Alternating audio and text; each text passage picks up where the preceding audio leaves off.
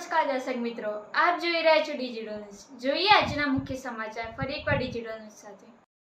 બનાસકાંઠા જિલ્લાના ધાનેરામાં 26મી જાન્યુઆરીની ઉજવણી અનોખી રીતે કરાઈ, જેમાં કોમી એકતાના દર્શન જોવા મળ્યા, જેમાં સરવરી યુવા ફાઉન્ડેશન એન્ડ એજ્યુકેશન ટ્રસ્ટ અને અકબરી એજ્યુકેશન ટ્રસ્ટના દ્વારા 26મી જાન્યુઆરી પ્રજાસત્તાક દિવસ નિમિત્તે રક્તદાન શિબિરનું આયોજન લાગાપુરા ઈદગાહ વિસ્તારના ધાનેરામાં રાખવામાં આવ્યું।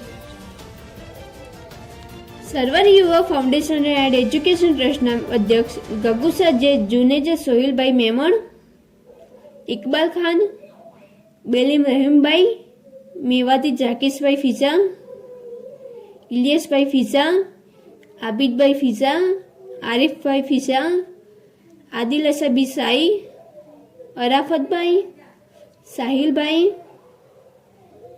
દીવાન અમજદભાઈ, સમેદા હિતેશભાઈ, સોલંકી ઇમરાનભાઈ, મેમણ મુસ્તાકભાઈ વેલીમ હાજર રહ્યા શિબિરને સફળ બનાવી હતી।